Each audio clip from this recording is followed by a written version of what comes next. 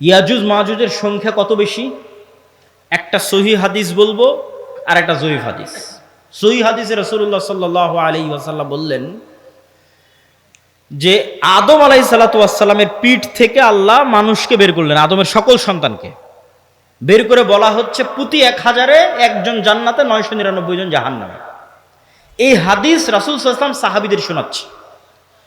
তো প্রতি 1000-এ 999 জন জাহান্নামে, এটা শুনে সাহাবীদের মাথা নষ্ট, যে তাহলে তো আমরা সবাই জাহান্নামে।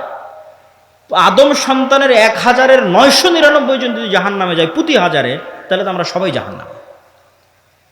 তখন মুহাম্মদ সাল্লাল্লাহু আলাইহি ওয়াসাল্লাম সাহাবীদের বলতেছে, হতাশ হয়ো না, এই 999 জনের বেশিরভাগই ইয়াজুজ মাজুজ। এই 999 জনের বেশিরভাগই ইয়াজুজ মাজুজ। তো কতজন জাহান্নামে যাবে ইয়াজুজ মাজুজের বাইরে স্বাভাবিক মানুষের মধ্যে থেকে, এটা তো আমরা জানি না। তো এই জন্য নির্ধারিত করে বলা মুশকিল, কিন্তু এতটুকু অন্তত বোঝা যায়, আইডিয়া করা যায় যে আদম আলাইহিসসালাতু ওয়াসসালাম থেকে নিয়ে কিয়ামত পর্যন্ত যত মানুষ আসবে তাদের কয়েক শত গুণ হচ্ছে ইয়াজুজ মাজুজ। এই হাদিস থেকে অন্তত এতটুকু বোঝা যায় যে আদম থেকে নিয়ে কিয়ামত পর্যন্ত যত মানুষ আমরা হব, এত মানুষের কয়েক শতগুণ হচ্ছে ইয়াজুজ মাজুজ। আর জয়ীফ হাদিসটা কি? জয়ীফ হাদিসটা হচ্ছে যে ইয়াজুজ মাজুজের এক প্রজন্ম তার জীবদ্দশায় 1000 প্রজন্মকে দেখে। বুঝেন, আমরা মানুষ জীবদ্দশায় সর্বোচ্চ 2টা প্রজন্ম দেখি অথবা 3টে প্রজন্ম। আমি, আমার বাপ, আমার দাদা, আমার দাদা তার ছেলেকে দেখেছে, তার ছেলে আব্দুল্লাহকে দেখেছে, তাহলে 2 প্রজন্ম দেখেছে, দেখতেই দুনিয়া থেকে শেষ। তো ইয়াজুজ মাজুজের এক প্রজন্ম তাদের জীবদ্দশায় 1000 প্রজন্মকে দেখে। তাহলে কিভাবে তাদের জন্ম বৃদ্ধি হার এবং কিভাবে তাদের বৃদ্ধির হার, এটা সব উলদে আদম, আদমের সন্তান।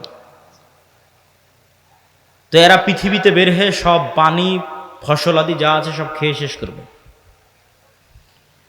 এবং তাদের এই ভয়ঙ্কর ভয়াবহতাই তুর পাহাড়ে ঈসা আলাইহিসসালাতু ওয়াসসালাম বিপদে মুমিন মুজাহিদদের নিয়ে, খাবার নাই, ওই সেম কষ্ট, দাজ্জাল থাকতে যে কষ্ট ছিল ওই কষ্ট। এখান থেকে আপনি আর একটা জিনিস শিখেন যে আপনি কত বড় নবী, কত বড় উলিয়া উলিয়া, কত বড় মুজাহিদ, তাও আল্লাহ আপনাকে কিভাবে বিপদ দিয়ে পরীক্ষা করতেছে। কেমন বিপদ? এত বড় নবী, তাও খাবার নাই। যে নবী নিজে হাতে দাজ্জালকে হত্যা করেছে, তার খাবার নাই, সে নবী এখন আল্লাহর কাছে কাঁদতেছে যে আল্লাহ এই বিপদ থেকে বাঁচান। তো এই জন্য সবসময় আল্লাহর সামনে নত, আল্লাহর সামনে সাহায্য, এটা ছাড়া কোনো রাস্তা নাই। তো ঈসা আলাইহিস সালামের কান্নাকাটি এবং মুমিন মুজাহিদদের কান্নাকাটিতে আল্লাহ সুবহানাহু ওয়া তাআলা ইয়াজুজ মাজুজের শরীরে এক প্রকার পোকামাকড় এবং অসুখ দিবেন। তারা মারা যাবে কেমন করে? হাদিসের বাক্যটা শুনেন, কামাউতি নাফাসিন ওয়াহিদিন। একটা মানুষ মারা গেলে যা হয়, পুরো ইয়াজুজ মাজুজ একসাথে ওইভাবে মারা যাবে, যেন একটা মানুষ মারা গেল। তথা একটা মানুষ মরতে যতটুকু সময় লাগে, পুরো ইয়াজুজ মাজুজ কোটি কোটি হাজার হাজার ওইভাবে একসাথে, at a time, at a moment, at a second মারা যাবে। তো এবার ঈসা আলাইহিসসালাতু ওয়াসসালাম জমিনে ফিরে আসবেন, তো জমিনে পা রাখার জায়গা নাই। এত কোটি কোটি মানুষ যদি মরে পড়ে থাকে কি অবস্থা, লাশের দুর্গন্ধ। এবার ঈসা আলাইহিস সালাম আবার আল্লাহর কাছে কান্নাকাটি করবে, দোয়া করবে। তখন আল্লাহ সুবহানাহু ওয়া তাআলা রাসূল সাল্লাল্লাহু আলাইহি ওয়াসাল্লামের ভাষা অনুযায়ী আনাকি ইবিলিল বুখত, বুখত গোত্রের উটের কুঁজ যেমন উঁচু হয়, ওই রকম উঁচু কুঁজ বিশিষ্ট একদল পাখিকে পাঠাবেন, যেই পাখি হাজার হাজার কোটি কোটি লাখ লাখ লাশকে নিয়ে যে এমন জায়গায় ফেলে দিবে যেখানে মানুষ বসবাস করে না। উত্তর মেরু হোক, দক্ষিণ মেরু হোক, সাইবেরিয়া হোক, যেখানে হোক, আল্লাহ ভালো জানেন, যেখানে আল্লাহ বলবেন। তারপরে আসমান বৃষ্টি বর্ষণ করে এই জমিনকে পরিষ্কার করে দিবে। তারপরে ঈসা আলাইহিসসালাতু ওয়াসসালামের শাসন চলবে হাদিস অনুযায়ী 7 বছর, আর বাইবেলের বর্ণনা অনুযায়ী 1000 বছর। তো 7 বছর ঈসা আলাইহিসসালাতু ওয়াসসালামের এই শাসনে এতটা নিরাপত্তা এবং শান্তি বিরাজ করবে যে এতদিন যত যুদ্ধ বিগ্রহের সামগ্রী ছিল এগুলো কাজে লাগবে না, ওগুলো জ্বালিয়ে পুড়িয়ে দেওয়া ছাড়া কোনো কাজ নাই। আর এত বরকত আসমান এবং জমিন উন্মুক্ত করে দিবে যে একটা ডালিম একটা গ্রাম খাবে, একটা গাভীর দুধ একটা পুরো বংশ খাবে, এত বরকতে আল্লাহ পরিপূর্ণ করে দিবেন। তারপরে এক শীতল বাতাসে মুমিন মুসলিম এবং ঈসা আলাইহিস সালাম সবাই মারা যাবে, শুধু ফাসিক এবং ফাজেরেরা পৃথিবীতে থাকবে। এবার যত হাদিস শুনেছেন এই ধরনের যে পৃথিবীতে এমন একদিন আসবে যে কোরআন পড়ার কেউ থাকবে না, এখন সেগুলো আল্লাহ নাম নেওয়ার কেউ থাকবে না, এগুলো ঈসা আলাইহিস সালামের মরার পর। মানুষ জেনায় লিপ্ত হবে খোলা মাঠে কুকুর শ্রীগালের মতো, লজ্জা বুঝবে না, এগুলো ঈসা আলাইহিস সালামের আগে নয়। ঈসা আলাইহিস সালামের আগে কোরআন থাকবে, দিন থাকবে, এটা তো পূর্ণতায় পৌঁছে যাবে। এখন পতন দেখতে পাচ্ছেন, কিন্তু আল্লাহ মুতিম্মু নূরিহি আগেই বলে নিয়েছে আয়াতগুলো, এই দিন তো সারা পৃথিবী বিজয় করবে, আর এই বিজয় ধারা তো ঈসা আলাইহিস সালামের আসার আগেই শুরু হয়ে যাবে। তাহলে কিভাবে কোরআন হাদিস শেষ হবে? শেষ হবে না, এগুলো আরো বাড়বে। কিন্তু এটা শেষ যে হবে সেটা কখন? ঈসা আলাইহিস সালামের মরার পর। তখন আর নাই, তখন কোরআন নাই, হাদিস নাই, ধারাবাহিকতা। এই ধারাবাহিকতা থেকে আমার এবং আপনার শিক্ষা কি? তার আগে একটা প্রশ্নের উত্তর দিয়ে নিই, দাজ্জাল কোথায়, ইয়াজুজ মাজুজ কোথায়? একদল নাস্তিক আবার একদল মুনকিরে হাদিস দৌড়ায়, দুইটাই। মুনকিরে হাদিসেরাও ভিডিওর পর ভিডিও দেয়, বলে যেটা কোরআনে না এটা বিশ্বাস করবে না। কোরআনে কিন্তু ইয়াজুজ মাজুজের কথা আছে, দাজ্জালের কথা নাই, বলে যেটা কোরআনে না এটা বিশ্বাস করবে না। আবার একদল নাস্তিক বলে যে এই পৃথিবীর স্যাটেলাইট ক্যামেরা সব আছে, কই তোমার দাজ্জাল, কই তোমার ইয়াজুজ মাজুজ? একটা ছোট্ট তথ্য দিয়ে রাখি, মানুষ মহাকাশ সম্পর্কে যা জানে এই মাটির নিচ সম্পর্কে তাও জানে না।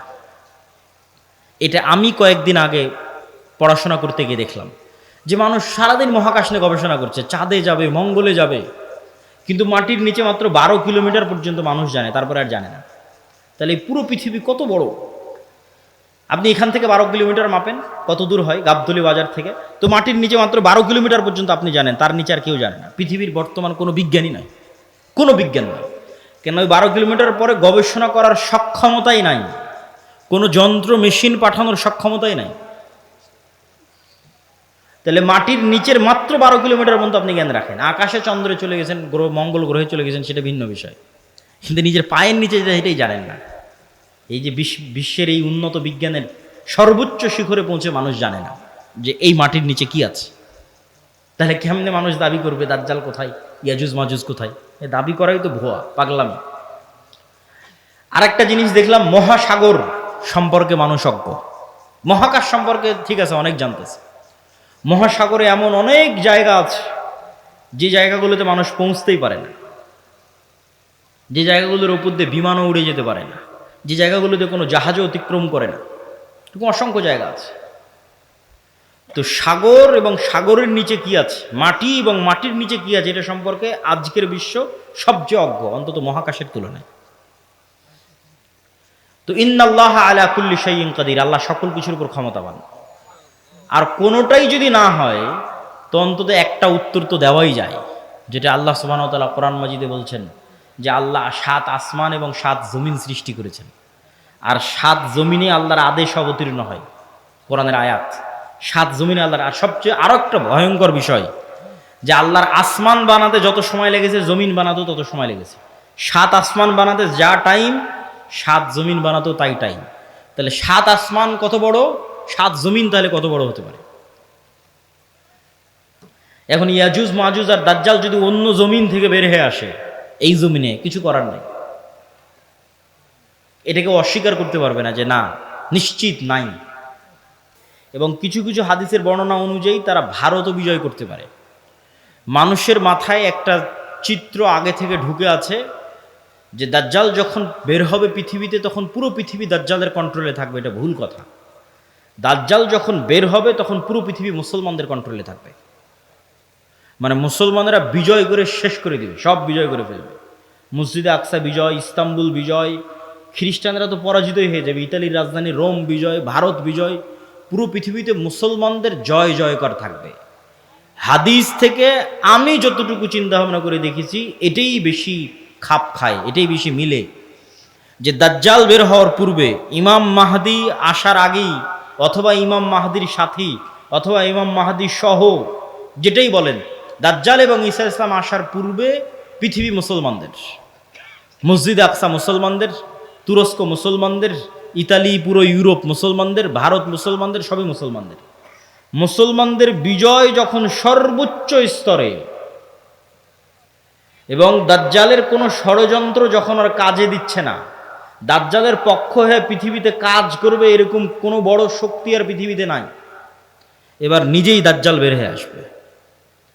কেননা যারা দাজ্জালের পক্ষ নিয়ে কাজ করতো এরা সব বিপদে পড়ে গেছে, কেননা বিজয় মুসলমানদের হয়ে গেছে। তো ইহুদিরাও এক মাসিহের অপেক্ষা করতেছে, বিপদ থেকে, বিপদে পড়লে বিপদ থেকে বাঁচায় যে সে মাসিহ, মাসিহ দাজ্জাল। খ্রিস্টানেরাও ঈসা মাসিহ, বিপদে পড়লে বিপদ থেকে বাঁচায় যে সেই মাসিহ ঈসা আলাইহিস সালাম বিপদ থেকে বাঁচাবে। খ্রিস্টানেরাও বিশ্বাস করে ঈসা আলাইহিস সালাম আবার আসবে, কিন্তু তারা এটা জানে না যে ঈসা আলাইহিস সালাম মারা যায়নি, জীবিত আছে। আমরা জানি ঈসা আলাইহিস সালাম মারা যাননি, জীবিত আছে। আর তারা মনে করে মরে গেছে, কিন্তু পুনর্জন্ম হয়ে পুনরায় ঈসা আলাইহিস সালাম পৃথিবীতে আসবেন তাদেরকে বাঁচানোর জন্য, খ্রিস্টানদের বাঁচানোর জন্য। তাহলে সারা পৃথিবীর সবাই শেষ জামানার একজন বিশাল মাসিহের অপেক্ষায়। এবং আধুনিক এখনকার বিশ্বের যতগুলো নিউজ চ্যানেল রিপোর্ট, সবগুলোতেই বর্তমান যে যুদ্ধ চলতেছে এই যুদ্ধ নিয়েও এই আলোচনাগুলো আমাদের দেশে নয়, এই অঞ্চলে নয়, ইউরোপ এবং আমেরিকায় আলোচিত হচ্ছে। যারা বিশ্ব শাসন করে তাদের কাছে, তাদের ভাষায় দাজ্জাল হচ্ছে অ্যান্টি ক্রাইস্ট ইংরেজিতে, আর মালহামা হচ্ছে আর্মাগেড্ডন, আর জেসাস ঈসা আলাইহিস সালাতু ওয়াস সালাম উনি আসবেন। অ্যান্টি ক্রাইস্ট না আসলে জেসাস আসবে না। অ্যান্টি ক্রাইস্ট মানে দাজ্জাল।